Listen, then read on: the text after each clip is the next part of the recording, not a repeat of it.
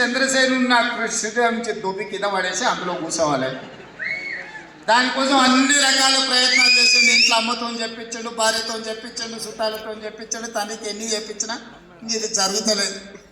చూసి చూసి చూసి ఎక్కడ జరుగుతలేదు అని చెప్పి ఏం చేయాలని ఆలోచన చేస్తుంటే ఆయనకు హరికర వేణుగోపాలరావు గారు పెద్ద మనిషి ఎదురైంది.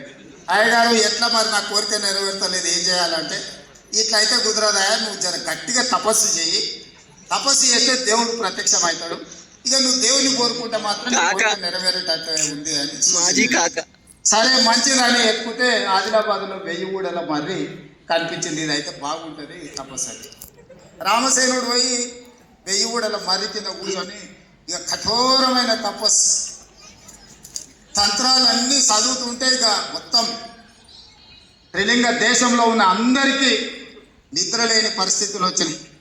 ఈ లోపల హరిసేనుడుకు పొన్నం ప్రభాకర్ లాంటి మిత్రులు చెప్పాడా, మీ బావమార్తాడ తపస్సు చేస్తున్నాడు, కుర్చీ పోయేటట్టే ఉంది, మరి నువ్వే నీ సంగతి ఏంటి అని.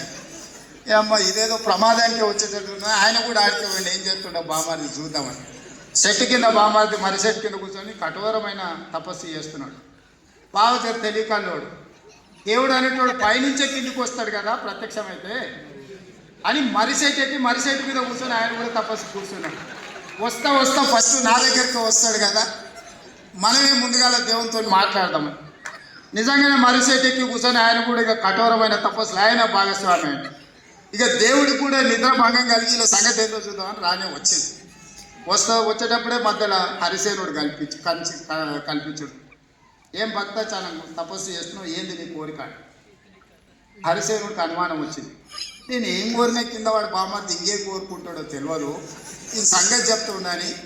ఏం లేదు దేవుడా, నాకు కన్ను కొడు అని అడిగాడు. ఆయన అడిగాను, నువ్వు ఇంత తపస్సు చేసింది నీ కన్ను పొడిపించుకోవడానికి అని. నేను చెప్తా కదా దాని వెనకాల ఉన్న మతలం నువ్వైతే పొడువు అన్నాడు. ఓకే నీ కోరిక నెరవేర్చాను, ఒక కన్ను పొడిచాడు. పొడిచి నేను కిందికి వచ్చాడు రామసేనుడి దగ్గరికి, బావమారి దగ్గరికి. బావమారికి బావ మీద అనుమానం, వీడు తెలియకాళ్ళు కొంచెం తెలుగు ఆలోచన చేస్తాడని. సరే మంచిదని ఆలోచన చేసి రామసేనుని కూడా అడిగాను, దేవుడు ఏంది నీ కోరిక? ఇక ఎక్కువ ఆలోచన చేస్తే మనకు అసలే తెలివి తక్కువ, ఎక్కువ ఆలోచన చేస్తే అనవసరమైన నష్టం. మా బావ ఏమడిగిందో దానికి నాకు 2 ఈకలు అని అడిగాను. ఇక దేవుడు కూడా అలక ఉన్నది కదా ఇలా అని 2 కన్ను ఓడిచేసి, వానికి 1 కన్ను లేదు, ఇంటికి 2 కన్ను లేవు. ఇక దేవుడు పోయినాక మళ్ళీ ఇద్దరు కలుసుకోరు.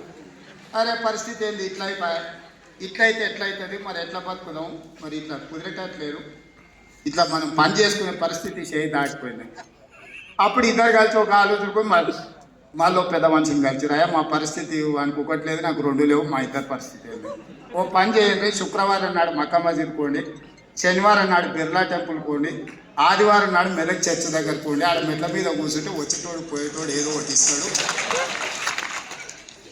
ఇది బాగానే ఉంది. మరి ఎవరు నడవాలి?